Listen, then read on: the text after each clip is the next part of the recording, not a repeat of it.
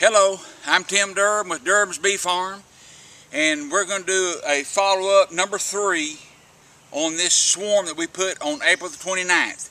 That's about 7 weeks. And there's two other important things I want to cover with you, as well as doing this follow-up on this swarm. Now, at the end of this video, there's something personal I'm going to share with you. It's a problem I've had really, and if you don't want to hear it, you can just hang up. That's how simple that is. Okay, we're going to start on this. We're going to start on this hive, and check it out. I'm going to stand up here and let me see if the video's on the hive real good. I'm going to move up. All right. There we go. Okay. Now, here's the first thing. Here's one little thing I want to cover. When you mix your sugar syrup up, you fill it half full of sugar, and then you finish filling it with water. Now, this is water only. I'm just illustrating this. After you fill this up with sugar syrup, don't do this and don't turn it upside down right here in front of the hive and get it all over the hive. If there's bees in the neighborhood, they're going to smell that, and they're going to come and they're going to rob this hive out. You're going to get robbing started. Please, please do not get robbing started. And doing that right there, that'll get it started. And so when you fill this up with, you make sugar syrup, go away from the hive, turn it upside down, and then bring it back and set it in the feeder. Now, once they empty this jar, take it out.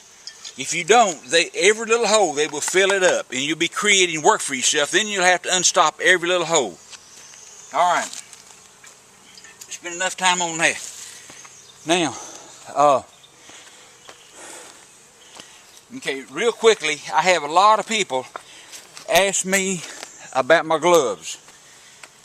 I wear this glove right here. It's cheap. You can get it in any hardware store. This is cloth on the back. This is rubber. But it'll fit my hand nicely. It won't be in my way. And the reason I put this on is to not from getting stung, but to keep propolis off my hands. You get that propolis on your hands, then you get in your vehicle, and also when you open this thing up, this smoker, you get that soot all over your hands, and you'll be a long time getting that off. Now, when you finish with your smoker, do not let this top stay on here. Do not let it cool down with this top on there. If you do, you will not be able to get it. You can get it off with a sledgehammer. You'll have to heat it back up to get it off. That soot on there will weld it, the top to this. So now have your smoke thick. Now I've already smoked them, okay? Now, all right, here we go. All right, now, tell you what, I'm going to get on the other side since the camera's on this side. And just bear with me just a tiny bit here. I'm going to illustrate this sheet here, what it's for, and why you need to use it. If I can get all the strings straightened out and everything. Okay. Now, we're going to take the top off gently. Don't go banging around. Okay, you can see this hive here. They're doing. You see already that they've progressed in 7 weeks. I'm just going to let a little smoke drift across the top of them. Okay. I ain't going to hit them hard. All right. Now I'm going to take the inner cover off, and it's important if you're using a telescopic top like this, in other words, it has a ridge on it, you must have an inner cover. If you don't, you'll find out why someday, because this baby is glued down. Okay, now you see all that propolis, those lines of propolis there. That's wonderful. That is wonderful to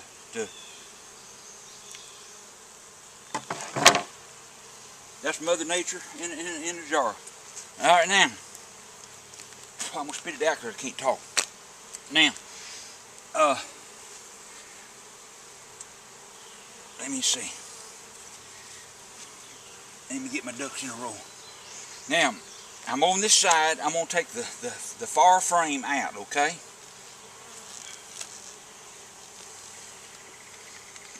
They are progressing nicely. Last time I was in here, I didn't think the queen was doing so well. Can you see that? Can you see that? Now, a lot of that sugar syrup now. Now, let me mention this. You see I pulled this frame out, and you see this side is 80% drawn comb. The outside is not.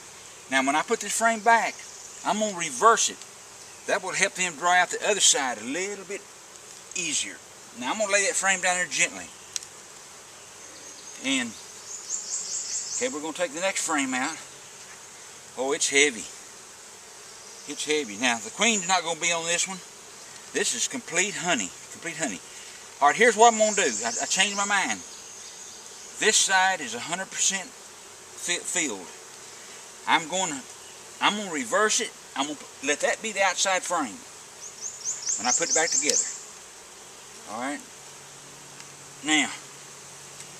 Oh, all right. Now here's cat brood and eggs, and so I see larvae. There's been a cycle of bees go through there. They're looking good. Now, you don't have to go through the whole hive when you go through your hive. When you get down to you get 2 or 3 frames that have eggs and larvae. Oh, see, that's it. You know, she's not the best. She's not the best laying queen in the world. You see some of those shotgun patterns, but she's doing a pretty good job, and she may start doing better. All right, now they're doing good. So I'm gonna put that back where it was. I'm gonna put this one back where. Now, this was the outside frame, and the side that's only 10% drawn out, I'm gonna put it toward the center, facing the center. Okay. Now next time I go into this hive, I'll come in from this side. You can check just one hive at a time. Now here's something I wanted to show you, that if there's a dearth on, that is to say there's not a honey flow on, there's not enough flowers blooming for the bees, and you have to be very careful about robbing. So let's say that you know there's a bunch of bees in your area. All right. Let's say that I'm working on this side of the hive, for example. Get you a light sheet like this and just drape it over those frames like that while you're working on these frames. And then as you need to go that way, then pull your sheet over there, get the next frame, and then when you start working on the other half, bring your sheet around here and put it on this side. That will help curtail swarming quite a bit. That and that sugar jar deal I showed you, and that sheet will not hurt them one little bit. Okay. Now, we're gonna. It's a good idea to scrape this propolis off every time. I'm not going to right now because this hive's doing good. All right, I'll slide that on there. I'm gonna ease that top on there. All right, and this sheet, I'll just shake them. I'll just shake it out front, and all those bees they'll fly off of it, and they'll go home to mama. And all right, now, all right, hold on just a minute.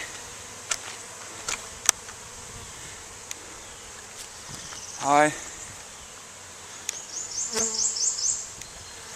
I'm trying to get my camera lined up. Okay. And if you don't want to hear this, you can hang up. But Anyway, I've had a problem lately, and my wife and I have been. I'm gonna move that smoker so I don't breathe that smoke. But last April, wife and I have been married 50 years. 50 years. Same woman too. And anyway, I developed a temper. You know, every once in a while, my temper would flare up. And, you know, that wasn't like me. And so, wife wanted me to go to the doctor. Well, you know, men don't go to the doctor. So my wife went to the doctor. She told him about it. Doctor told her, said every time that my temper flares up, get a glass of water and josh it in your mouth. You know what I mean by josh it? You young folks may not know, but you get water in your mouth and you do this. And the doctor told her, just keep joshing that water in your mouth. That'll take care of it. Well, lo and behold, she went back to the doctor. She said, Doc, said that worked. That took care of the problem. Did water do that? Doctor said, well, he said, it's not really the water entirely. He said, as long as you're joshing that water, he said, as long as you're joshing that water in your mouth, you're not talking. Oh, I loved it. And bless her heart, she told me that too, you know. A lot of women, I reckon, wouldn't tell you that. Anyhow, we'll try to do another video fairly soon, so y'all have a good day. Bye.